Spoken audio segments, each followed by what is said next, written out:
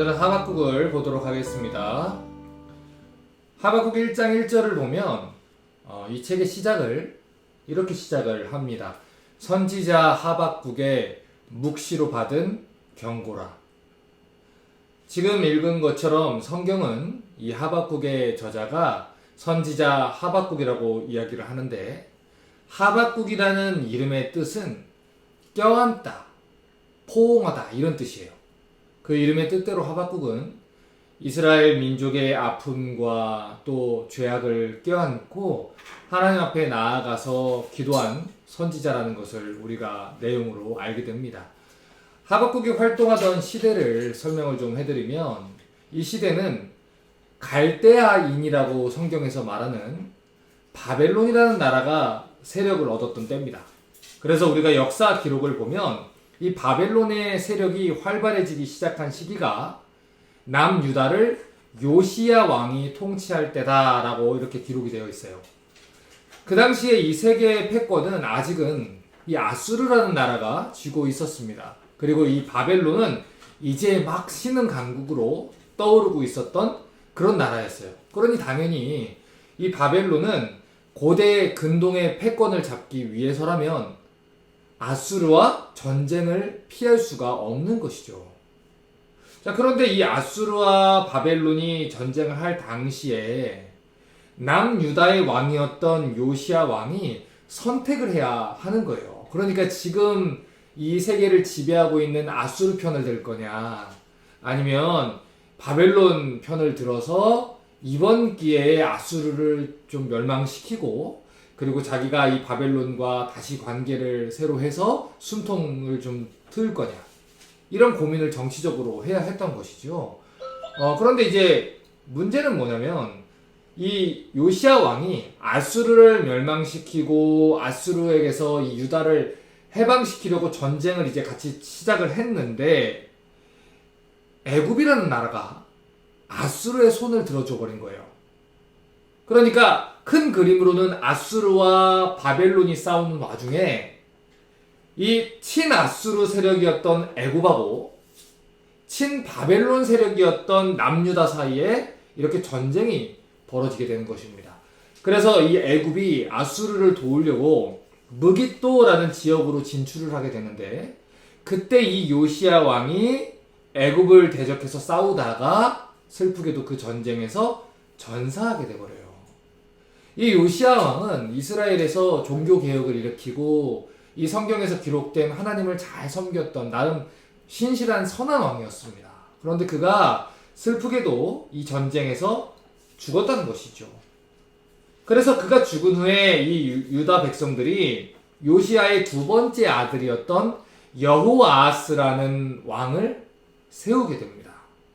그런데 이 요시야를 죽였던 애굽의 왕이 여호아스를 그냥 폐위시켜버려요. 폐위시키고 애굽으로 끌고 가서 여호아스는 거기서 죽습니다.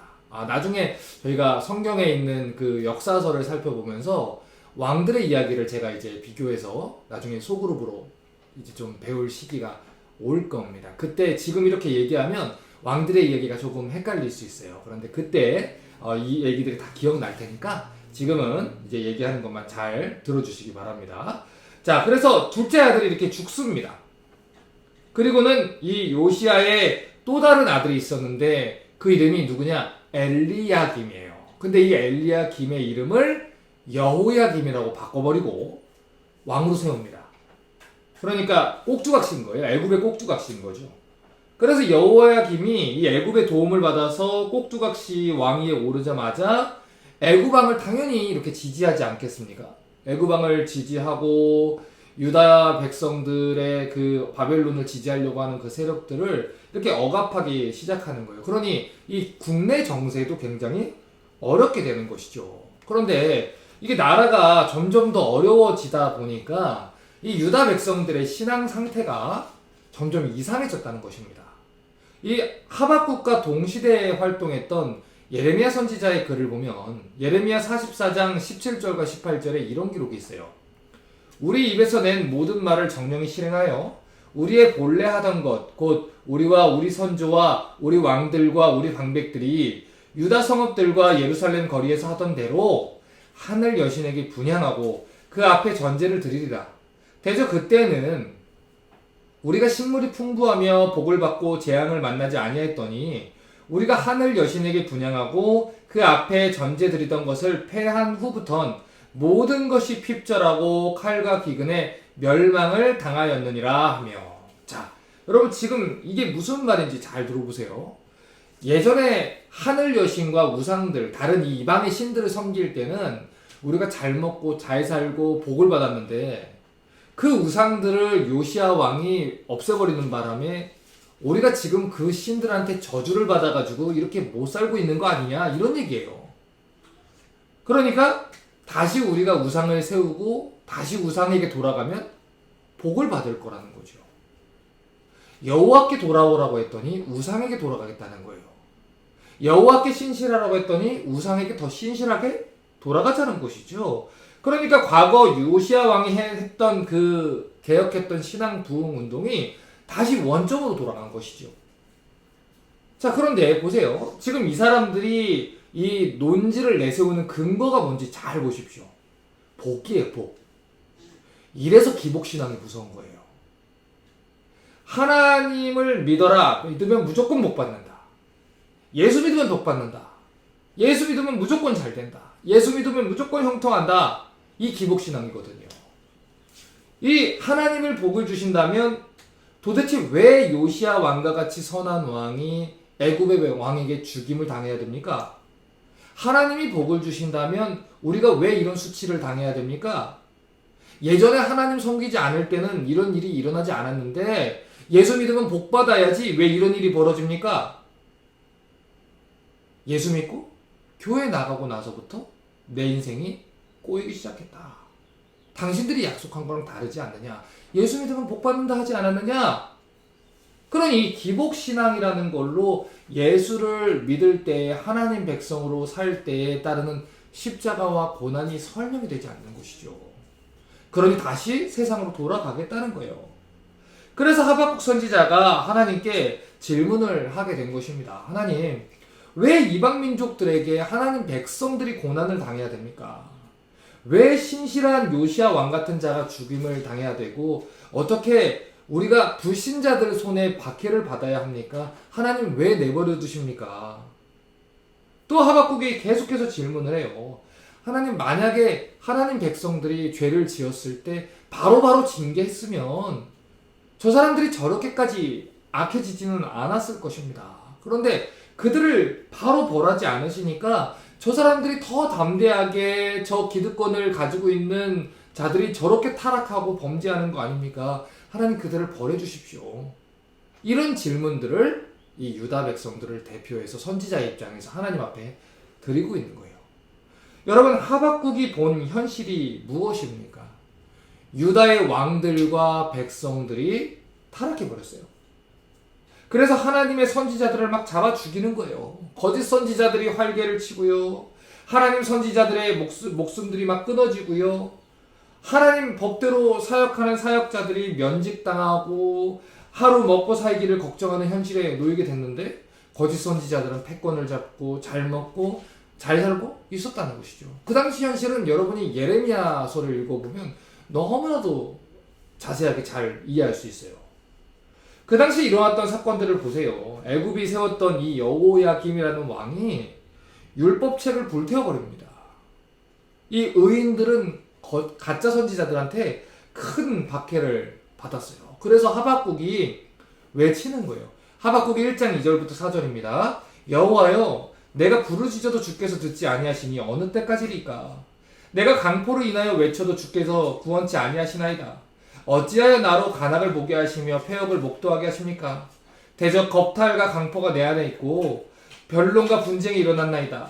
이러므로 율법이 해이하고 공의가 아주 시행되지 못하오니 이는 악인이 의인을 에워쌌으므로 공의가 굽게 행함이니이다. 이 유다를 다스리던 타락한 통치자의 그 폭정들, 그리고 그것들을 편드는 관료들, 거짓 제사장들, 하박국이 그걸 보면서 우는 거예요. 그리고 하나님 앞에 탄식하고 부르짖는 거예요. 하나님, 예레미야 선지자 같은 저런 선지자들은 박해를 받고 하나님의 귀한 선지자들은 박해를 받는데 하나님 왜 저 가짜들이 지금 득세하고 저 가짜들이 여기에서 잘 먹고 잘 사는 것입니까? 하나님 왜 벌 주지 않으십니까? 그렇게 얘기를 하는 거죠. 그랬더니 하나님이 하박국한테 뭐라고 답변을 하시냐면 걱정하지 마. 갈대아인들을 내가 불러서 그 악한 유다를 내가 징계할 것이다. 자, 그런데 징계하시는 것은 좋은데 하박국이 가만히 생각해보니까 뭐가 또 이상한 거죠. 뭐냐면 이 유다가 죄를 지은 건 맞는데 그렇다고 해서 유다가 바벨론에게 매맞을 정도는 아니라는 거예요.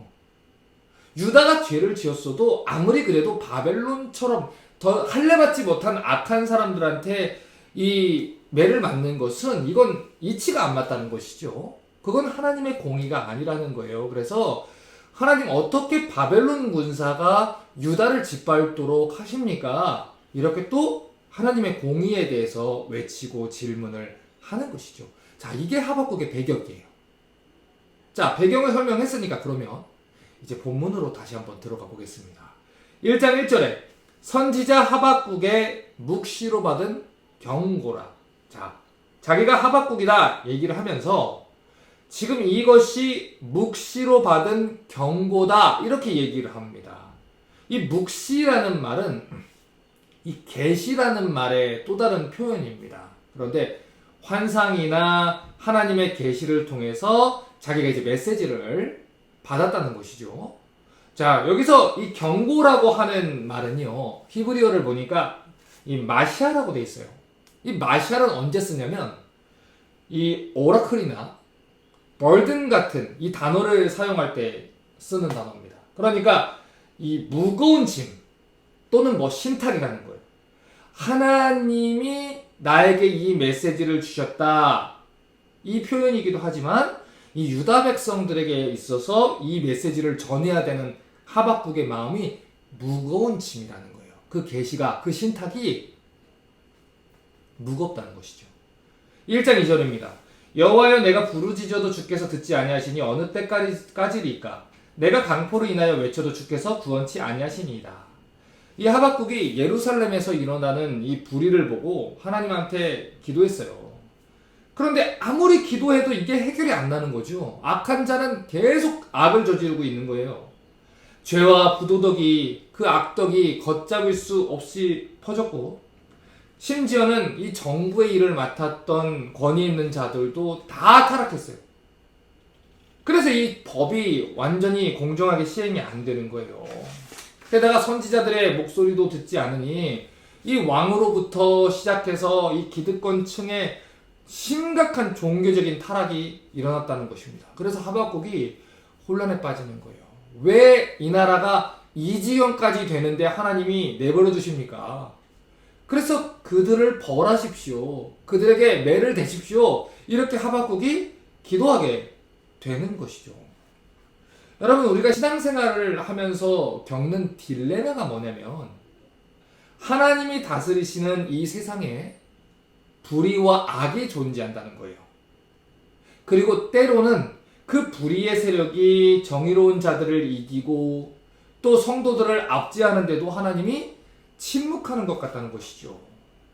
이 교회 안에서도 하나님 법대로 정말 거룩하게 살려고 하는 사람들은 뭔가 잘 안 되는 것 같고 오히려 그냥 적당히 신앙생활하면서 세상에 반쯤 다리 걸쳐놓고 세상 방식대로 사는 사람들이 훨씬 더 이 땅에서 잘 먹고 잘 사는 것 같아요. 그걸 보면 우리가 실족하는 일들이 있다는 것이죠. 그래서 이 시편 73편의 아삽도 마찬가지고 지금 하박국도 마찬가지고 이 의인들이 그런 시험에 든 거예요. 그래서 부르짖는 것이죠. 하나님, 내가 강포를 인하여 외쳐도 주께서 구원하지 않습니다. 1장 3절에 어찌하여 나로 간악을 보게 하시며 패역을 목도하게 하십니까? 대저 겁탈과 강포가 내 앞에 있고 변론과 분쟁이 일어났습니다. 이것이 더 큰 문제가 뭐냐면 이게 세상에서 일어난 일이 아니라는 거예요. 하나님의 백성이라고 하는 예루살렘에서 일어난 일이고요. 지금 우리말로 말하면 하나님의 교회에서 성도란 이름으로 자행되는 일이라는 것입니다. 겁탈과 강포가 내 앞에 있다 이렇게 얘기해요. 이 얘기는요 그냥 누구에게 들은 얘기가 아니란 얘기예요. 자기가 직접 하박국이 보고 들은 얘기라는 것이죠. 힘센 사람들이 약한 사람들의 재산을 강탈하는 걸 보고 그것을 빼앗기지 않으려고 그들은 애를 쓰는데 그걸 또 뺏으려고 폭력을 행하는 일들, 그게 눈앞에 있다는 거예요. 하박국의 가족이나 친척이 그 일을 겪었는지 아니면 하박국이 직접 겪었는지는 모르겠어요. 그런데 이 일들을 하박국이 직접 보고 경험을 했다는 것이죠. 4절에 이러므로 율법이 해이하고 공의가 아주 시행되지 못하오니 이는 악인이 의인을 애워쌌으므로 공의가 굳게 행함이니이다. 자, 이러므로라는 말은요 1장 2절하고 관련이 있는 말이에요. 2절을 보면 하박국이 이렇게 말했습니다. 여호와여 내가 부르짖어도 주께서 듣지 아니하시니 어느 때까지입니까? 내가 강포로 인하여 외쳐도 주께서 구원치 아니하십니다. 이렇게 하나님께 외쳤는데 하나님 왜 응답하지 않으세요? 예루살렘에 이렇게 불의가 많아진 것은 하나님이 응답하지 않으셔서예요. 하나님이 구원하지 않으셔서예요. 이 얘기를 하는 것입니다. 하나님이 만약에 예루살렘에서 불의를 저지르는 사람들을 보고 그때그때 벌을 주고 또 심판을 하고 마치 그것들을 보면서 교훈을 얻으라고 그 심판을 그때그때 하셨으면 이 사람들은 하나님이 무서워서라도 함부로 죄를 짓지 않았을 거라는 것입니다. 그것을 위해서 기도하는 이 하박국의 기도에 응답해 주셨으면 이 나라가 이 지경까지는 안 왔을 거라는 거죠. 그런데 하나님이 이스라엘 백성들의 이 죄를 가만히 보고만 계시는 것 같아요. 그러니 사람들의 마음이 더 강팍해져서 이 지경까지 온 게 아닙니까? 하박국이 이렇게 하나님께 얘기를 하는 거예요. 하박국이 생각하는 정의는요, 이 땅에서 공의가 바르게 시행되는 것입니다. 하박국이 말하는 공의는 악한 자는 벌을 받고 선한 자는 상을 받아야 되는 거예요. 그런데 이 모든 일을 행하셔야 되는 분이 누구예요? 하나님이죠. 그런데 이 일이 행해지지 않으니까 하나님 왜 침묵하세요? 이해를 못하는 거예요. 그래서 하박국이 이는 악인이 의인을 애워쌌으므로 공의가 굳게 행함이니이다 이렇게 말하는 거예요. 하나님의 공의가 시행되지 않으니까 악인들이 더 담대하게 죄를 짓고 그들이 의인들을 짓밟는 거 아닙니까? 이거예요. 1장 5절입니다. 여호와께서 가라사대 너희는 열국을 보고 또 보고 놀라고 또 놀랄지어다. 너희 생전에 내가 한 일을 행할 것이라. 혹이 너희에게 고할지라도 너희가 믿지 아니하리라. 자, 그래서 마침내 하박국의 질문에 대해서 하나님이 답변을 하십니다. 말씀하시길 너희는 너희 주변에 있는 수많은 국가들에 일어나는 일을 보면서 놀라고 또 놀라게 될 것이다. 이 얘기예요. 그러니까 지금 하박국은 현재를 보는 거고 현재만 보는 거고 하박국은 옆에 있는 것밖에 못 보는 거예요. 그런데 하나님의 시각은 저 미래에 있는 거예요. 하박국이 보지 못하는 저 미래, 그리고 그 모든 국가를 통치하시는 분이기 때문에 조금만 기다려. 너희가 내가 하는 일을 보고 놀라게 될 것이다. 지금 여기서 말하는 너희는 누굽니까? 하박국과 마찬가지로 예루살렘에서 벌어지는 그 불의에 대해 안타까워하고 하나님의 공의가 회복되기를 간절히 기도하는 사람들을 말해요. 그런데 하나님이 뭐라고 그들에게 얘기하시냐면 그들이 살아있는 동안에 하나님이 행하신 일을 보게 될 것이다. 이 얘기예요. 그들이 생각했던 것보다 더 빠르게 하나님이 이 바벨론에 대한 심판을 준비를 하셨다는 것이죠. 자, 그런데 지금 하나님이 혹이 너희에게 고할지라도 너희가 믿지 아니하리라 이렇게 얘기하는 그 이유가 무엇이냐? 자, 이걸 알아야 돼요. 지금 하나님께서 얘기하는 게 결국 무엇입니까? 유다는 심판받을 거다. 유다의 죄는 심판받을 거야. 그래서 내가 바벨론 보낼 거고 바벨론도 심판받을 거야. 이 얘기를 하는 거거든요. 이 얘기 하는데 왜 지금 너희가 놀랄 것이다 이 얘기를 하냐면 그 심판이 너무나도 무서운 거라 그래요. 그러니까 지금까지 유다 백성들은요 다른 나라로부터 많은 침략도 받았고 압제도 받았어요. 그런데 하나님이 이 나라가 완전히 포로로 끌려가서 70년 동안 나라가 완전히 황폐화될 정도로 끌려가게 두신 적은 없거든요. 그런데 예레미야가 얘기한 게 사실이 되어버리는 거죠. 이 예루살렘이 다 물에 타버리고 포로로 다 끌려가고 나라가 완전히 망하게 될 것이다. 이 얘기예요. 그것을 보게 되니까 너희가 누가 얘기해줘도 믿지 못할 정도로 엄청난 심판을 내가 내릴 거야. 이거예요. 그래서 예레미야서를 보면 예레미야가 부지런히 얘기하는데 못 믿잖아요. 못 믿잖아요. 그런데 그게 결국 그 재앙이 닥칩니까? 안 닥칩니까? 닥쳐요. 1장 6절 보세요. 보라, 내가 사납고 성급한 백성 곧 땅의 넓은 곳으로 다니며 자기의 소유 아닌 거할 곳을 점령하는 갈대 사람을 일으켰나니. 하나님이 그들을 심판하기 위해서 사나운 이 바벨론 사람들을 일으킨 거예요. 이 5절과 6절을 보면 이게 누구한테 말미암은 일이에요? 하나님으로부터 말미암은 일이에요. 하나님이 일으킨 거예요. 그런데 그들이 어떤 사람이냐면 자기의 소유 아닌 거할 곳들을 점령하는 갈대아 사람들이라고 얘기합니다. 여러분, 그 당시 전쟁에서는요, 땅을 점령하는 게 목표가 아닙니다. 전쟁에서 승리하는 게 목표예요. 무슨 말이냐면 이 영토가 넓어지게 되면 그 영토를 보존하고 다스리고 하는 것도 일이란 말이에요. 그래서 그 당시 전쟁을 딱 벌어지게 되면 백기를 받고 나서, 항복을 받고 나서 이제 거기에서 조공을 받거나 식민지 국가로서 돈과 식량들을 바치게 하는 게 일반적인 이 전쟁 승리 국가의 방식입니다. 그런데 이 바벨론은 조금 달랐어요, 방식이. 바벨론은요, 그냥 앞뒤 안 가리고 다 밟아버려요. 다 그냥 황폐화시켜요. 그리고 바벨론으로 다 끌고 가버려요. 그리고는 그들을 완전히 바벨론화 시키는 거예요. 1장 7절에 그들은 두렵고 무서우며 심판과 위령이 자기로 말미암으며. 자, 두렵고 무서운 자들인데 지금 심판과 위령이 자기로 말미암는다. 이거는 우리말로 쉽게 표현하면 그거예요. 무법천지라는 거예요. 그러니까 자기가 겁이다. 그냥 자기 눈에 보이는 대로 그냥 할 것이다. 이 얘기죠. 어떻게 사람이 저럴 수 있어? 그런 게 없는 거예요. 그 정도로 무서운 국가가 너희를 심판할 거다.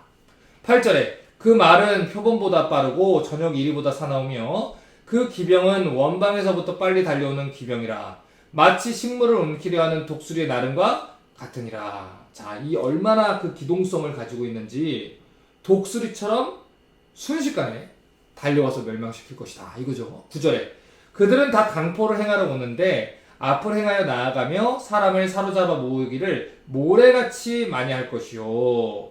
자, 사람들을 모래처럼 다 포로로 끌고 갈 것이다. 10절에 열왕을 멸시하며 방백을 취소하며 모든 견고한 성을 비웃고 흉벽을 쌓아 그들을 취할 것이다. 자, 그들이 모든 나라의 지도자들을 다 비웃어버리고 약탈을 계속할 것이다. 이 얘기입니다. 자, 그런데 흉벽을 쌓아 그것을 취할 것이다. 이렇게 구체적으로 얘기를 하지 않았습니까? 그 당시에 바벨론 군대가 이 성을 공격할 때 쓴 방법이 뭐냐면 성벽에다가 흉벽을 쌓는 일입니다. 그러니까 그 성벽이 있으면 벽을 거기다가 다 쌓아가지고 완전히 그 성을 포위시켜 버리는 거예요. 그렇게 되면 무슨 일이 벌어져요? 장기적으로 이 성 안으로 물자를 공급을 하지 못해요. 그러면 그 성읍 안에 있는 사람들이 어떻게 됩니까? 굶어 죽는 거죠. 더 높게 쌓았고 더 높게 쌓아서 활을 쏘고 공성전을 더 수월하게 진행을 해서 전쟁을 승리로 이끄는 거. 그게 바벨론의 전쟁 방식입니다. 지금 하나님이 그것을 구체적으로 얘기를 하시는 거예요. 11절에 그들은 그 힘으로 자기 신을 삼는 자라. 이에 바람같이 급히 몰아 지나치게 행하여 득죄하리라. 자, 그런데 이 사람들이 문제가 뭐냐면요, 그들에게 지금 이 심판을 맡기신 분이 하나님이라는 것을 몰랐다는 거예요. 그러니까 자기들의 힘을 믿고 자기들의 우상을 믿고 지금은 막 이제 설치는데, 하나님이 그들을 지금 이 이스라엘의 죄를 묻기 위해서 사용을 하시는 것 뿐이지 그렇다고 해서 그들의 죄가 정당화되는 건 아니라는 것입니다. 하나님은 만군의 여호와세요. 세상 모든 자들을 그 의와 공의를 세우시는 분입니다. 그래서 그들의 잔인함과 포악함 때문에 바벨론 또한 하나님께 심판받을 거라는 거죠. 자, 12절에 이 선지자가 가로되 여호와 나의 하나님 나의 거룩한 자시요 주께서는 만세전부터 계시지 아니하시니까 우리가 사망에 이르지 아니하리이다. 여호와여 주께서 심판하기 위하여 그를 두셨나이다. 반석이시여 주께서 경계하기 위하여 그를 세우셨나이다. 자, 하박국이 이제 하나님께 설득이 된 거예요. 이제 이해가 되는 거예요. 아, 예루살렘을 왜 갈대아 군사들이 오는지 알고 이제 하나님께 이제 토로하기 시작하는 것입니다. 그러면서 그가 하나님을 뭐라고 부르냐면 여호와 나의 하나님 이렇게 얘기했어요. 자, 여호와 나왔습니다. 언약을 지키시는 하나님이죠.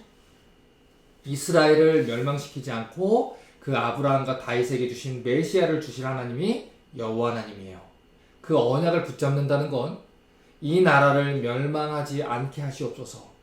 하나님이 약속하지 않았습니까? 이렇게 기도하는 거죠. 그리고 지금 나의 거룩한 자시여 이렇게 얘기하는 건 거룩한 하나님, 하나님의 거룩이라는 것은 하나님이 모든 피조물들과 구별된다는 말입니다. 이 말은요, 아무리 세상에 악한 세력들이 강하다고 하더라도 하나님은 창조주시고 피조물은 피조물일 뿐이라는 거예요. 아무리 능력이 있어도 피조물은 피조물, 하나님은 하나님이다. 이 얘기를 한다는 것이죠. 그러니 하나님 당신이 모든 것의 권세를 쥐고 계시니 하나님이 원하신 대로 하실 수 있는 분이십니다. 하나님은 바벨론보다 크신 분이십니다. 이거예요. 그리고 주께서는 만세전부터 계십니다. 이 말은 하나님만이 창조주시고 세상이 창조하기 전부터 계신 유일한 신이십니다. 이 고백입니다. 그러니 하박국이 이런 신앙 고백들을 이 기도하기 전에 앞서서 하는 이유가 뭐냐면 이 이스라엘 백성이 하나님 손에 잡혀있는 자들이기 때문에 아무리 그들이 치더라도 비록 징계는 받을 수 있지만 멸망받지 않을 것입니다. 이렇게 고백을 하는 거예요. 그래서 우리가 사망에 이르지 아니하리다. 이렇게 고백을 하는 것입니다. 자, 그러니까 하박국이 가지고 있는 확신이 뭐냐면 하나님이 주의 백성에게 고난을 주실 수도 있어요. 연단을 하실 수도 있어요.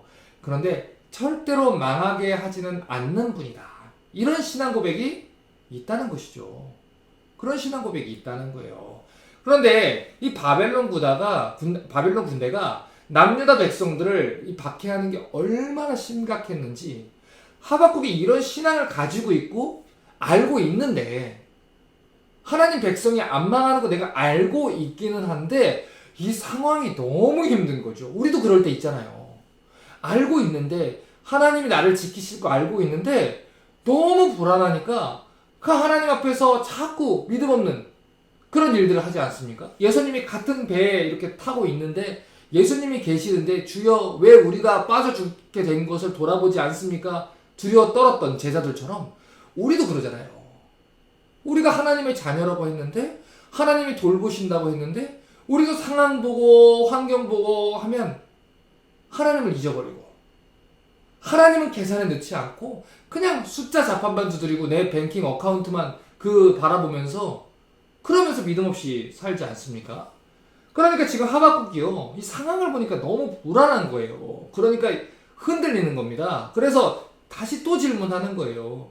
하나님, 그래도 이 바벨론 군다가 하는 일이 몽둥이 역할이면 몽둥이 역할만 해야지 이건 너무 지나칩니다. 악한 사람들만 잡아가고 심판만 하면 되지 이 무지한 사람들까지 다 죽이는 건 안 되죠. 그래서 하박국이 하나님 앞에 외치는 거예요. 반석이시요 주께서 경계하기 위해서 그를 세우셨나이다. 지금 여기서 말하는 반석이라는 표현이 되게 중요한 표현인데 반석은 이 홍수가 나고 큰 물이 이렇게 밀려올 때 높은 바위 있으면 안전하지 않습니까? 그런 것처럼 하나님이 위기 때마다 하나님을 의지하는 백성들에게 피난처가 되신다는 말이에요. 그게 반석이신 하나님이다 라는 말입니다. 그러니까 하나님이 경계하고 주의를 주시기 위해서 바벨론을 예비한 것이지만 이스라엘은 하나님이 반석 위에 두신 백성인데 이건 너무 지나친 거 아닙니까? 이렇게 다시 얘기를 하는 거예요. 13절입니다. 주께서는 눈이 정결하심으로 악을 참아보지 못하시며 패역을 참아보지 못하시거늘 어찌하여 괴유한 자들을 방관하시며 악인이 자기보다 의로운 사람을 삼키되 잠잠하십니까? 하나님이 거룩하고 정결한 분인데 악과 패역을 참아보지 않는 분인데 어떻게 이 예루살렘에서 그 악한 이방인들이 하나님의 백성들한테 행하는 그 악과 패역을 참아보고 계시냐는 것이죠. 아무리 그들이 잘못했어도요. 아무리 내가 심판해달라고 기도했어도요. 그래도 저렇게까지는 아니죠. 14절에 주께서 어찌하여 사람으로 바다의 어족 같게 하시며 주권자 없는 곤충 같게 하십니까? 하나님이 어떻게 하나님 백성들을 이 곤충과도 같은 취급을 당하게 하냐는 거예요. 여러분 보세요. 물고기가요. 우리가 막 그물을 올려서 많이 잡았어요. 그래서 사람들이 먹어요. 또 길 가다가 우리가 뭐 지나가다가 개미나 이렇게 해서 뭐 실수로 밟게 되고 뭐 벌레를 잡게 되고 이런 일들이 있죠. 근데 그걸 보고서 우리가 막 불쌍하게 여기고 처참하게 여기고 이렇게 여기지 않는 것처럼 이 지금 예루살렘 상황이 그렇다는 거예요. 이 갈대아 사람들이 벌레 죽이듯이 예루살렘 백성들을 막 죽이고 있다는 거죠. 말 못하는 개미를 짓밟고 물고기를 잡아 죽이는 것처럼 아무 연민 없이 그렇게 대하고 있다는 거예요. 하나님 어떻게 우리를 이렇게 심각한 현실에 두십니까? 15절과 16절에 그가 낚시로 모두 취하며 그물로 잡으며 초망으로 모으고 인하여 기뻐하고 즐거워하여 그물에 제사하며 초망 앞에 분향하오니 이는 그것을 힘입어 소득이 풍부하고 식물이 풍성케 됨이니이다. 자, 이 그 당시에 어부들이 물고기를 많이 잡기 위해서요. 낚시와 그물을 던지기 전에 제사를 드리고 분향을 했답니다. 뭐 지금도 그런 경우들이 많죠. 그리고 또 물고기를 많이 잡으면 또 자기들의 신한테 감사의 분향을 또 드렸어요. 그런 것처럼 이 바벨론 군대가요. 예루살렘을 학살하고 나서 자기 신들한테 분향하고 제사하는 거를 하박국이 본 거예요. 그래서 너무 처참해서 하나님 앞에 얘기를 하는 거예요. 17절에 그가 그물을 떨고는 연하여 늘 열국을 살육함이 옳으니까 하나님 어떻게 이 악한 사람들이 하나님 백성들을 다 잡아갑니까? 이렇게 해서는 안 됩니다. 그래서 2장 1절을 보면 하박국이 답답한 거예요. 그래서 파수하는 곳에 서서 이렇게 하나님께 외치는 겁니다. 내가 내 파수하는 곳에 서며 성루에 서리라. 그가 내게 무엇이라 말씀하시는지 기다리고 바라보며 나의 질문에 대해 어떻게 대답하는지 보리라. 그리했더니 자, 하나님이 나의 질문에 어떻게 답변하는지 내가 저 파수꾼의 위치에 서가지고 보겠다. 내가 도저히 이해가 안 된다. 하나님이 답변해 주실 때까지 내가 여기 기다릴 거예요. 자, 하박국이 이렇게 얘기한 거죠. 그런데 하박국에게 하나님이 뭐라고 답변하는지 2장 2절 보세요. 여호와께서 내게 대답하여 가라사대 너는 이 묵시를 기록하여 판에 명백히 새기되 달려가면서도 읽을 수 있게 하라. 이 고속도로나 이렇게 지방도로를 우리 이제 뭐 하이웨이나 이 도로 다니다 보면요. 길가에 큰 사인들이 있죠. 이 간판들을 크게 이렇게 만들잖아요. 그래서 우리가 뭐 35를 타고 가거나 20 타고 가면 i20 타고 가면 옆에 이렇게 보이지 않습니까? 그거 타고 보면서 우리가 볼 수 있으려면 그 간판이 얼마나 커야 됩니까? 커야죠. 일단 멀리서도 보게 커야죠. 그리고 분명하게 써 있어야죠. 또렷하게. 하나님이 지금 하박국한테 그렇게 얘기를 하는 거예요. 이거 기록해가지고 이 계시하시는 말씀을 누구든지 심지어 말 타고 달려가면서도 읽을 수 있을 정도로 이거를 기록해서 전해라. 자, 여러분 그러면 지금 이 말을 감추라는 겁니까? 아니면 모두가 다 알도록 전하라는 겁니까? 전하라는 거예요. 드러내라는 거예요. 여기 우리의 생명이 달려있고요. 여기에 악인들의 형통을 보며 시험에 든 성도들이 일어날 수 있는 비결이 있는 거예요. 그래서 이 말씀을 전하고 가르치라는 거예요. 여러분 우리 신앙생활 하다 보면요 가끔 그런 분들이 있어요. 나 하나님한테 삐졌어. 그리고 교회를 떠나요. 아니라는 것이죠. 우리가 하나님을 오해할 수 있어요. 오해하면 어디로 가야 돼요? 성경으로 가야 돼요. 명백하게 써있는 하나님의 말씀과 하나님의 뜻과 하나님의 마음을 알 수 있는 것은요 성경밖에 없어요. 기록된 성경으로 아는 거예요. 어느 날 가만히 기도하다가 내 마음에 찾아온 어떤 평안, 그게 하나님 마음 그렇게 아는 게 아닙니다. 물론 하나님의 말씀으로 기도하는 가운데 깨우치실 수 있어요. 하지만 하나님의 말씀을 가장 분명하게, 가장 안전하게 알 수 있는 방법은 기록된 하나님의 말씀을 통해서입니다. 그래서 이 설교자들은, 우리 하나님의 사역자들은 이 하나님의 말씀을 모든 성도들이 분명하게 알 수 있도록 가르쳐 줘야 되는 책임이 있는 거예요. 자, 지금부터 하나님이 하박국한테 주시는 말씀이 하박국 개인한테 주시는 말씀이 아니에요.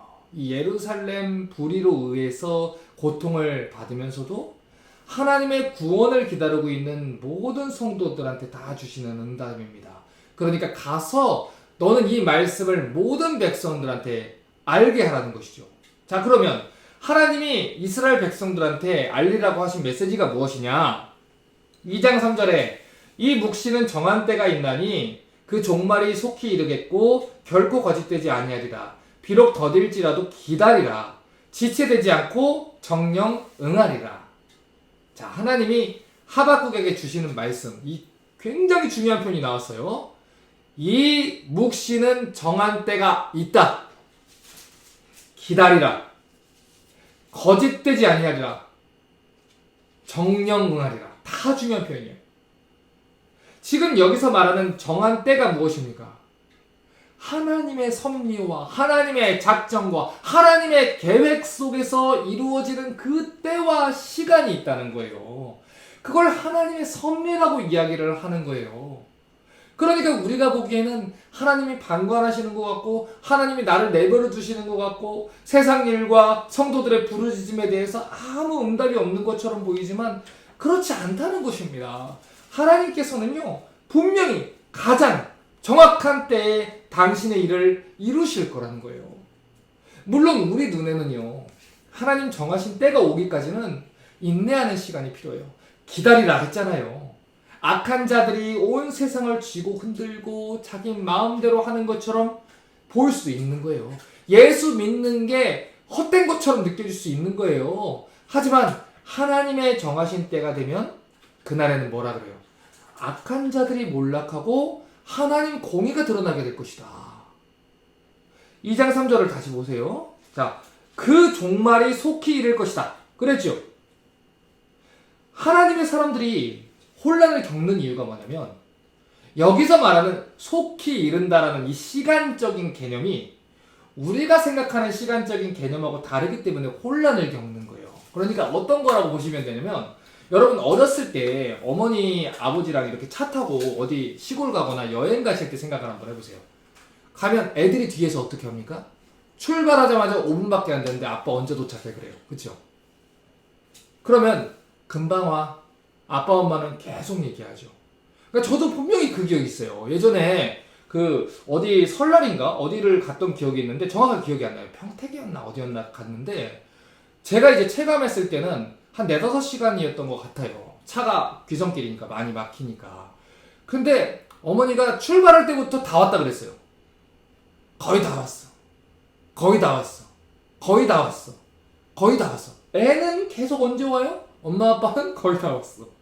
근데 실제로 그게 막 1시간 이러면 금방 가는 거리인데도 불구하고 아이들은 못 기다려요. 못 기다리는 거예요. 여러분 영적으로 성숙하지 않은 자들 그리고 우리가 영적으로 아직 하나님을 잘 알지 못하는 자들 믿음으로 성숙하지 못한 사람일수록 기다리라 라는 이 말씀에 더 불안해하고 더 약하게 돼요. 여러분 그래서 이 믿음은 들음에서 나고 들음은 그리스도의 말씀으로 말미암는다 하지 않았습니까? 믿음이 성숙하려면 그러면 어떻게 해야 돼요?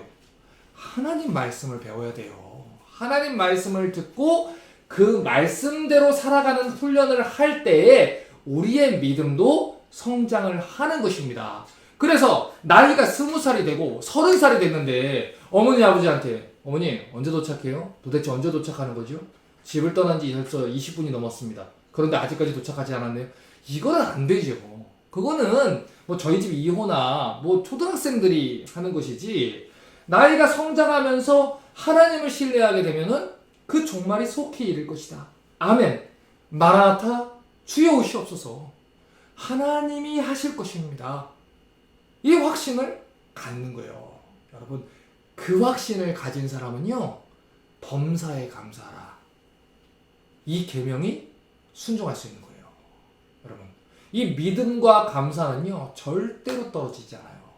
어제 저희 교회에 인터넷 설치 기사가 3시에서 4시에 온다 그랬어요. 그래서 제가 아침에 아이케아에서 배달이 8시, 9시에 온다 그래가지고 9시쯤 온대서 아침 일찍 가서 인터넷 설치하고 한 4시쯤 이제 다 마무리 짓고 4, 5시에 마무리 짓고 와야겠다 했는데 6시가 넘어서 온 거예요. 그러니까 인터넷 설치가 거의 8시 가까이 돼서 끝났는데 몸이 너무 피곤하니까 아, 이게 너무 늦게 와서 이렇게 좀 그런가 생각을 했는데 가만 생각해 보니까 그게 저희 교회 그 메커닉 룸에서부터 인터넷을 따와야 되는데 거기 열쇠가 제가 없어요. 그래서 저희 그 건물의 랜드로드가 열쇠를 열어줘야 되는데 3, 4시에 했으면 제가 따로 불러야 되잖아요, 그분을. 근데 6시 그때 늘 건물을 체크하러 오시는 거예요.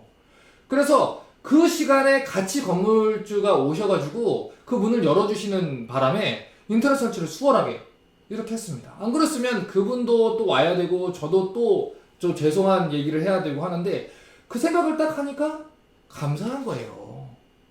분명히 늦어졌다 여기 포커스를 두면요, 이러면 힘든 거예요. 그런데 내 모든 일들 가운데 하나님이 나를 통치하신다 이거를 믿고 있으면요, 다른 모든 사소한 일들에 대해서 그 불평이 감사로 바뀌는 기적을 경험하게 된다는 것입니다. 이것을 경험하면서 가는 것이 믿음이 성장한다는 얘기를 하는 거고요. 저도 여러분도 지금 그것들을 성장하는 과정들을 겪는다는 것이죠. 중요한 거는 하나님이 속히 이른다 라는 개념이 우리 생각하는 시간적인 개념과는 조금 다를 수 있다. 그래서 때로는 우리가 불평이 나올 수 있다. 이건 기억하셔야 되는 거예요. 베드로후서 3장 8절 보세요.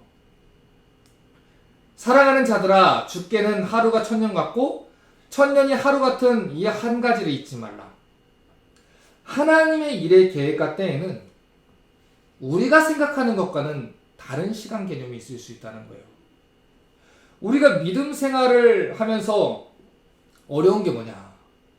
하나님을 경외하지 않는 저 사람들이 우리보다 더 잘 먹고 잘 사는 거예요. 그것도 오래오래.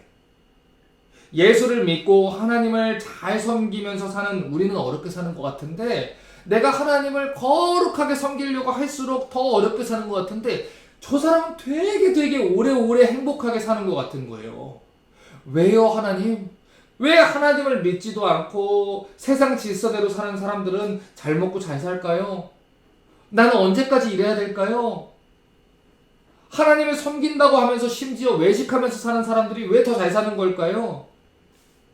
이 조급증이 오는 것이죠. 1년, 2년, 10년, 20년 조급증이 오는 거예요. 그러다가 선을 행하는 것을 낙심해서 포기하게 돼버리는 것입니다. 하지만 여러분, 우리가 하나님을 올바르게 안다면 낙심하지 않을 수 있어요. 하나님이 어떤 분이에요? 신실하신 하나님이에요. 약속을 지키시는 하나님이에요. 당신이 약속하고 정하신 뜻을 절대로 바꾸지 않는 분이에요. 하나님이 하나님 법대로 하나님 뜻대로 사는 사람들을 구원하시고 지키겠다고 약속을 했으면, 불법과 악을 행하는 자들을 심판하겠다고 했으면 하나님이 분명히 약속한 대로 지키십니다. 그런데 왜 우리가 인내하고 신앙을 지키며 사는 시간들이 길어지냐면, 그 이유는 하나님의 또 다른 성품과 관련이 있어서 그래요. 하나님은 공의의 하나님이세요. 반드시 심판할 거예요. 하지만 하나님은 사랑의 하나님이세요. 하나님이 오래 참고 계시다고요. 하나님이 회개하기를 기다리기 때문이에요. 우리 지난주에 나훔도 배웠잖아요. 그 니느웨의 제약도 150년간을 더 참아주셨어요. 하지만 그게 우리의 죄악이 참아줄 만하거나 하나님의 공의를 포기한 건 아니에요. 하나님이 사랑이시셔서 더 참아주시는 거예요. 디모데전서 2장 4절 보세요. 하나님은 모든 사람이 구원을 받으며 진리를 아는 데 이르기를 원하시느니라. 이건요, 보편구원론이 아니에요. 다 구원받을 거다 이 얘기가 아니에요. 하나님이 참고 인내하시는 것은 지금 무관심하거나 그냥 방치하고 있는 게 아니라 하나님이 회개할 기회를 주시는 거다. 지금은 은혜 받을 만한 때다. 그러니까 회개하고 돌아오라. 이게 하나님 마음이라는 거예요. 하지만 그 하나님의 종들의 메시지에 귀를 기울이지 않고 이 성경의 메시지를 무시하고 하나님의 사랑을 무시한 채로 마지막 날에 하나님 앞에 서게 되면 그때는 하나님이 진노하심으로 심판을 하실 거라는 것입니다. 그래서 결코 거짓되지 아니하리라 이 말씀을 하신 거예요. 비록 사람들이 견디기 힘들 수도 있고 성취되지 않는 것처럼 제 멋대로 죄를 지을 수 있지만 분명한 것 이것은 기억해라. 내 약속은 반드시 이루어진다. 회개하고 돌이키면 살 것이지만 끝까지 회개하지 않고 마지막 날 나를 보게 되는 순간 너에게는 무서운 심판이 있을 것이다. 그날에 의인들에게는 그 의로움대로 갚을 것이고 악인들에게는 그 악대로 갚을 것이다. 그러니 시험 들 거 없다. 이 얘기예요. 자, 하박국 2장 4절을 봅니다. 보라 그의 마음은 교만하며 그의 속에서 정직하지 못하니라. 그러나 의인은 그 믿음으로 말미암아 살리라. 자, 그의 마음은 교만하여 라고 할 때 그는 1차적으로 말하면 바벨론 왕이나 바벨론의 군대입니다. 또 2차적으로 말하면 하나님의 통치에 굴복하지 않고 자기의 힘을 의지하고 살아가는 모든 세상 세력들을 말해요. 그러니까 여기서 말하는 그는 하나님을 믿지 않는 모든 교만한 죄인들을 다 통칭하는 그 모든 사람들과 하나님 없이도 살 수 있고 자기의 커리어를 믿고 살아가고 자기가 법이고 자기가 질서라고 살아가고 피조물 이면서 하나님께 영광 돌리지 않고 살아가는 그 모든 사람들을 말하는 것입니다. 지금은 그들이 잘 먹고 잘 사는 것처럼 보일 수 있어요. 이 땅에서 잘 사는 것처럼 보일 수 있어요. 하지만 그들은 멸망의 길로 걸어가고 있다는 것이고 결국에는 살 수 없을 거라는 것입니다. 그래서 하나님께서 이 그들이 구원을 받을 방도에 대해서 말해주시는 거예요. 그대로 두면 멸망의 길을 걸어가니까요. 4절에서 뭐라고 했습니까? 그러나 의인은 그 믿음으로 살리라. 하나님 법정에서 심판받을 때 의롭다고 칭함을 받을 수 있는 자격, 천국 백성이 될 자들의 요건에 대해서 말합니다. 그것이 무엇입니까? 믿음이에요. 하나님을 믿으라는 거예요. 하나님을 신뢰하라는 거예요. 내가 예수 그리스도를 믿습니다. 여기를 넘어서서 내가 예수 그리스도를 믿기 때문에 내 모든 상황과 선택과 시간과 공간과 내 모든 삶의 가치와 선택의 순간에서 그 모든 순간에서 하나님이 살아계신 것을 믿고 행동하겠습니다. 이 모든 것들을 하나님이 주관하시는 걸 믿고 하나님 앞에서 코람데오로 살겠습니다. 믿음으로 살리라. 믿음으로. 하나님을 믿으면 버텨요. 하나님을 믿으면 불안해하지 않아요. 코로나 때문에 뭐 실직 사태가 어려워졌다. 너무 많은 실직자가 생겼다. 경제적으로 어려워졌다. 여러분, 우리 직장이 우리를 먹이는 게 아니에요. 누가 먹이십니까? 하나님이 먹이시는 거예요. 코로나가 아무리 어려워졌다고 해서 하나님이 능력을 잃으신 게 아니에요. 의인은 그 믿음으로 말미암아 살리라. 이것입니다. 히브리서 9장 27절을 보십시오.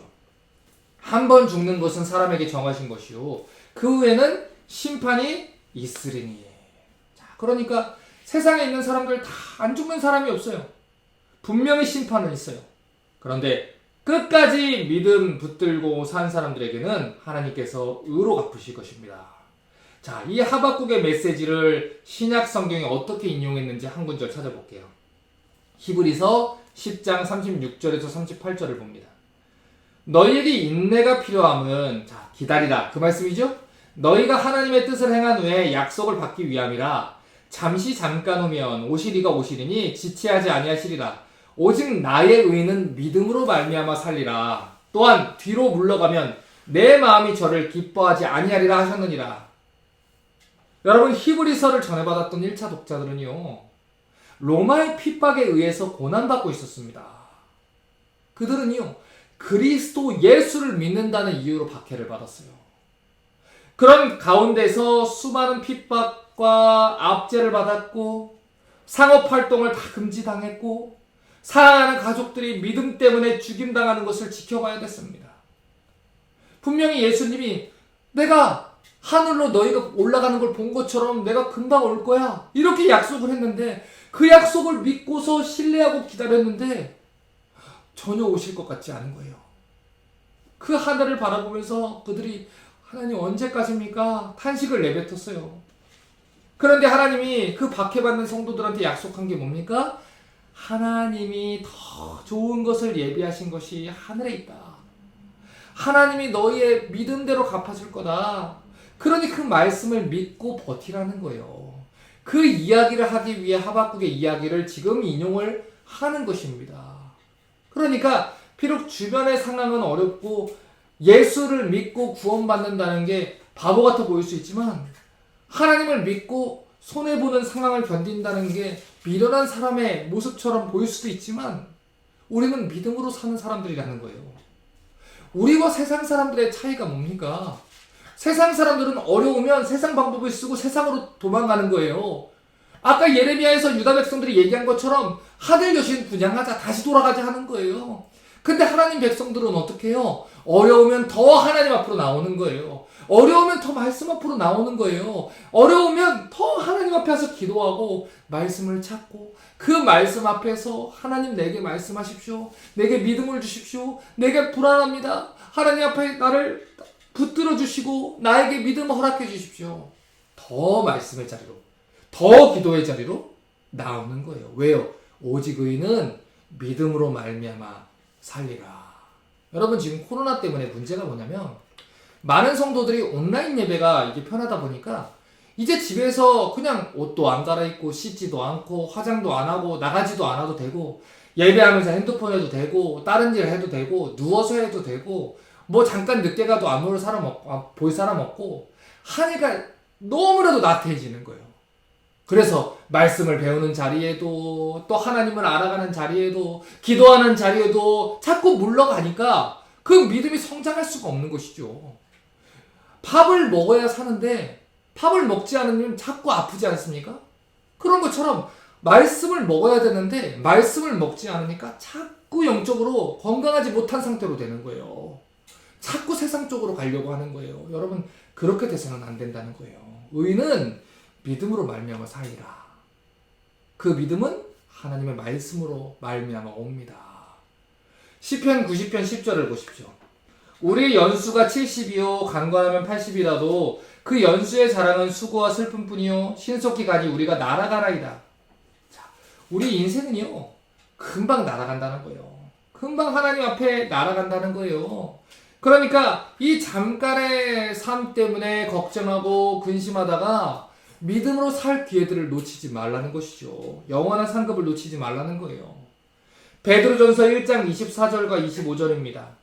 그러므로 모든 육체는 풀과 같고 그 모든 영광이 풀의 꽃과 같으니 풀은 마르고 꽃은 떨어지되 오직 주의 말씀은 세세토록 있도다 했으니 너희에게 전한 복음이 곧 이 말씀이니라. 자, 이 얘기가 무슨 얘기예요?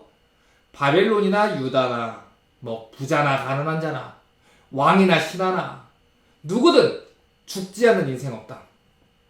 그러니 이 짧은 인생, 우리가 30에 죽을지 40에 죽을지 50에 죽을지 어떻게 합니까? 여러분, 이 말씀 듣는 혹시 청년들이 있다면 여러분 교만하시면 안 돼요. 여러분이 매일 헬스장에 가서 운동을 하고 내가 내 이 폐가 얼마나 건강한지 압니까? 내 이 지구력이 얼마나 좋은지 압니까? 아무리 여러분이 얘기를 하더라도요, 여러분, 하나님이 그 인생을 데려가시면 그 삶은 속히 날아가는 거예요. 우리 인생의 끝이 어떤지 몰라요. 어떨지 몰라요. 그러니 이 짧은 인생 가운데서 헛된 것에 곤비하고 살지 말라는 것입니다. 하박국 2장 14절을 봅니다. 대저 물이 바다를 덮인 같이 여호와의 영광을 인정하는 것이 세상에 가득하리라. 자, 언젠가 하나님 때가 되면, 그때가 되면 하나님이 선은 선으로, 악은 악으로 갚으실 거예요. 그때가 되면 바다에 물이 가득 차 있는 것처럼 그 여호와의 영광과 완전한 계획을 인정하게 되는 것이 일어나게 될 것이다. 지금은 드러나지 않을 수 있지만 결국에는 하나님이 하실 것이다. 이 얘기입니다. 그래서 하박국이 이것을 깨닫고 나서 뭐라고 얘기하는지 2장 20절 보세요. 오직 여호와는 그 성전에 계시니 온 천하는 그 앞에서 잠잠할지니라. 자, 이렇게 멋있게 2장의 메시지를 마무리합니다. 자, 2장 20절을 쉽게 표현하면 이런 내용이에요. 우리 하나님 아직 안 죽었다. 이 얘기입니다. 여호와는 여전히 살아계시고 여호와는 영원히 통치하시니 그 앞에서 입을 다물라. 이 얘기입니다. 그래서 이제까지 이스라엘을 둘러싼 열국 백성들이 예루살렘이 함락되는 걸 보면서 하나님이 없다고 막 수군거렸잖아요. 그런데 얘기하는 거예요. 여호와는 여전히 성전에 계신다. 하나님의 언약은 여전히 유효하다. 하나님의 능력은 여전히 유효하다. 하나님의 생각과 우리의 생각이 다를 수 있지만 하나님 돌아가신 거 아니다. 그러니 하나님 앞에서 잠잠해라. 이 신앙을 가진 사람은 세상 앞에서 초라하지 않을 수 있는 거예요. 이런 신앙을 가진 사람들은 불안해하면서 살거나 시험 들 이유도 없는 거예요. 여러분, 그러니 내가 무엇 때문에 신앙이 무너지고 있는지 점검해 보십시오. 무엇 때문에, 무엇이 나로 도대체 한숨 짓게 만들고 잠 못 자게 만들고 내가 무엇 때문에 초라함을 느끼는지 우리가 점검해 봐야 돼요. 내가 정말 하나님을 믿고 있는지, 정말 하나님만을 의지하고 있는지 다시 한번 생각을 해야 됩니다. 하박국 3장 1절입니다. 시기 온옷에 맞춘 바 선지자 하박국의 기도라. 이 하박국이 하나님 말씀의 뜻을 깨달았잖아요. 그래서 기도하기 시작하는 거예요. 여러분, 이게 말씀과 기도의 올바른 순서예요. 하나님 말씀을 깨달았기 때문에 그 말씀을 붙들고 하나님의 나라와 하나님의 의와 하나님의 뜻이 이루어지기를 기도를 하는 것입니다. 그게 아니라 내가 원하는 것을 다 얘기하고 하나님의 뜻과 상관없이 기도하는 것은 일반 무속인들이 자기 선앙당에 비는 것과 다를 것이 없어요. 우리는 예수님이 가르쳐 주신 대로 하나님의 뜻대로 하나님의 의를 위하여 기도하는 거예요. 이것은 주기도문 강의 때 제가 설명하겠습니다. 3장 2절에 여호와여, 내가 주께 대한 소문을 듣고 놀랐나이다. 여호와여, 주는 주의 일을 수년 내에 부응케 하옵소서. 수년 내에 나타나시옵소서. 진노 중에라도 긍휼을 잊지 마옵소서. 하나님의 나라와 하나님의 뜻이 이루어지기를 기도합니다. 그런데 주께 대한 소문을 듣고 놀랐다 그러죠. 이 소문이라는 말을 직역하면 들은 것이라는 뜻입니다. 들은 것. 내가 하나님이 어떤 분인지 들었고, 하나님이 어떤 계획을 가지고 계셨는지 들었고, 하나님이 어떤 분인지, 어떤 섭리를 가지고 일하시는 분인지를, 성품을 알았기 때문에, 들었기 때문에, 깨달았기 때문에 내가 놀랐습니다. 그래서 여러분, 주변의 사람들의 신앙 강증을 통해서 여러분 도전받을 수 있지만 그걸 통해서 하나님을 배우시면 안 돼요. 여러분, 요즘에는 찬양 가사도 자기가 이 명상을 통해서 생각하는 것을 가사로 쓰는 분이 참 많아요. 그래서 때때로는 그 가사가 성경의 내용과는 다른 내용이 있을 때도 참 많습니다. 그래서 여러분 건강하게 신앙생활 하시려면 성경에 기록된 하나님을 알아가셔야 됩니다. 계속 얘기하는 거예요. 오늘 하나님의 말씀을 통해 그 소문을 듣고 하나님을 알아가면 여러분 놀라게 될 것이고, 하나님에 대해 여러분이 잘못 알고 있었던 오해들이 잡히게 될 것입니다. 그래서 교회는 이 진리의 기둥과 터가 돼야 되는 거예요. 자, 그러면 하박국이 들었던 이 대답이 무엇입니까? 하박국이 생각했던 것보다 하나님이 훨씬 더 크고 정의로운 계획을 갖고 계시니 내가 하나님에 대해서 걱정할 필요가 없다, 이겁니다. 하나님이 완전하신 분이니까 하나님이 하실 거다. 하나님이 하실 거다. 그래서 그 뜻과 의지를 인정하고 이렇게 기도를 하는 거예요. 여호와여, 주는 주의 일을 수년 내내 부응케 하시옵소서. 하나님이 나를 통치하시다는 것, 하나님이 나의 선한 하늘아버지라는 것, 하나님이 나를 완전하게 이끄실 거라는 것을 믿는 사람들은요, 여러분, 무슨 일을 당해도 하나님을 신뢰할 수 있어요. 이 성숙한 믿음을 가지고 있는 성도들이 그래서 이런 얘기를 자주 하는 거예요. 하나님께서 계획이 있으실 거다. 하나님 뜻이 있으실 거다. 우리는 모르지만 하나님이 이유가 있으실 거다. 그리고 우리는 뭐 하면 돼요? 기다리라. 기다리면 돼요. 왜요? 하나님이 누구예요? 우리의 하늘 아버지세요. 아버지십니다. 그래서 이것을 깨달았기 때문에 하박국이 이제 하나님 앞에 이 멋진 기도를 외치게 되는 거예요. 하박국 3장 17절과 18절입니다. 비록 무화과나무가 무성치 못하며 포도나무에 열매가 없으며 감람나무에 소출이 없으며 밭에 식물이 없으며 우리의 양이 없으며 외양간에 소가 없을지라도 나는 여호와를 인하여 즐거워하며 나의 구원의 하나님을 인하여 기뻐하리로다. 이것이 저와 여러분의 기도가 되기를 바랍니다. 지금 텍사스의 주택난이 너무 심한데 지금 주택을 안 사면 큰일 나는데 저 옆집도 가지고 있고 저 옆집도 가지고 있는데 지금 이 시기에 애들한테 뭘 해줘야 되고 뭘 해줘야 되는데 못한다고 초라할 거 없고요. 못 가진다고 초라할 거 없습니다. 여러분, 무화과나무가 무성하지 못해도 내가 가진 거 아무것도 없어도 하나님만 계시면 나는 구원의 하나님으로 인하여 기뻐하리로다. 이것입니다. 여러분, 지금 이 하박국의 글을 보면 하박국이 여호와여 주는 주의 일을 수년 내에 부응케 하소서 이렇게 3장 2절에 고백을 했습니다. 그런데요, 성경에서요 부응이라는 단어가 나오는 유일한 구절이 여기에요. 우리 부응회 많이 하지 않습니까? 우리 교회가 부응해야 한다고 하지 않습니까? 그런데 이 부응이라는 말이 언제 쓰임 받았는지 보세요. 성경이 말하는 이 부응은요, 우리가 말하는 대로 예배당의 사람들로 가득 차는 게 아니에요. 와, 50명 되던 교회가 500명 됐대. 그 교회 부응회 때 1000명 됐대. 부응회 때 헌금이 많이 거쳐가지고 예배당을 짓고 이사가는 거, 그걸 성경이 부응이라고 얘기하지 않아요. 그건 사람들이 얘기한 거예요. 사람이 많아졌다라고 표현하는 거예요. 그거는 지금 성경이 말하는 부흥케 하다라는 단어에는요, 원래 뜻은 생명을 불어넣다라는 뜻입니다. 그러니까 하나님 뜻대로 이루어지는 부흥이 뭐예요? 생명을 불어넣는 거예요.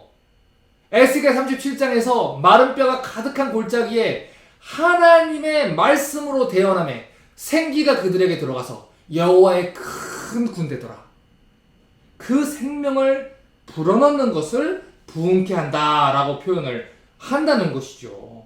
그러니까 하박국 문맥에서 보면 병들고 부패한 예루살렘을 고치기 위해 하나님이 바벨론을 통해서 심판을 하세요. 매를 대신다고요. 그런데 의사가요, 때로는 수술을 할 때가 있지 않습니까? 그런데 그 환자의 배를 이 메스로 여는 게 그 환자를 죽이려고 하는 건가요? 아니에요. 모르는 사람이 보면 이 칼로 이 복부를 열게 되면 저 사람을 죽였어 이렇게 생각할 수 있지요. 그 환자 입장에서 너무나도 고통스러운 일일 수 있지요. 그런데 그 의사의 행위는 무슨 행위예요? 생명을 불어넣는 행위예요. 그러니까 우리가 매를 맞을 수도 있고요, 하나님의 징계를 받을 수도 있고요, 우리에게 어려움이 당할 수 있고요, 고난을 당할 수도 있어요. 그런데 그 모든 일을 통치하시는 분이 누구예요? 하나님이세요. 그 하나님이 부흥케 하실 거예요. 그 부흥케 하시는 거 결국에 뭐 하라고요?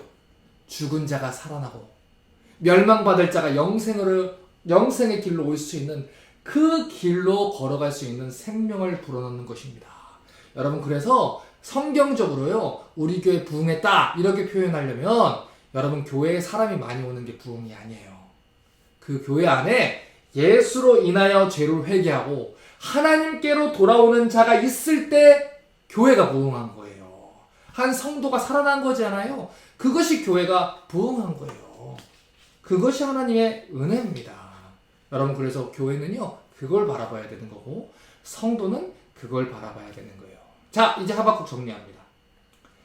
세상에 살다 보면 우리 생각과 계획대로 안 되는 일들이 많습니다. 하나님을 믿는 사람들이 성공하지 못하는 것 같고, 불신자들의 외양간에만 송아지가 막 득실득실한 것 같고, 하나님을 열심히 믿는 사람들은 속임당하고 어려움당하고 고난당하는 것 같은 그 불합리함을 많이 볼 때가 많아요. 그래서 때로는 하나님 왜 이렇게 하세요? 공의의 하나님이 살아계시긴 합니까? 이렇게 소리 지르고 막 원망할 수 있어요. 하지만 하나님이 우리의 생각보다 더 크고 완전하신 분이라는 걸 믿는다면, 그 하나님이 내가 생각하는 것보다 더 완전하게 이 일을 부응케 하실 것이다 믿는다면 흔들리지 않을 것입니다. 이 예언은 정령 응할 것입니다. 그러니 기다리십시오. 믿음으로 기다리십시오. 이 삶은 끝이 아니에요. 이 삶 너머에 또 다른 영원한 삶이 있어요. 영원한 것을 위해서 영원하지 않는 것들을 포기하는 자들은 결코 어리석은 사람들이 아니라고 말했습니다. 하나님이 절대로 하나님을 믿는 자들 초라하게 하지 않을 거예요. 그날에 하나님께서 우리 믿음대로, 우리 행위대로 갚아주실 것입니다. 그러므로 이 땅에서 미련하게 보여도, 손해보고 살아도, 누리지 못해도 하나님으로 충분한 믿음을 가지고 살라는 것입니다. 자, 마지막 3장 19절 보겠습니다. 주 여호와는 나의 힘이시라. 나의 발을 사슴과 같게 하사 나로 나의 높은 곳에 다니게 하시리로다. 이 노래는 영장을 위하여 내 수금이 바친 것이라. 자, 하박국의 결론 나왔어요. 하박국이 고백하는 최종 고백 나왔어요. 누가 하박국의 힘이에요? 주 여호와는 나의 힘이시라.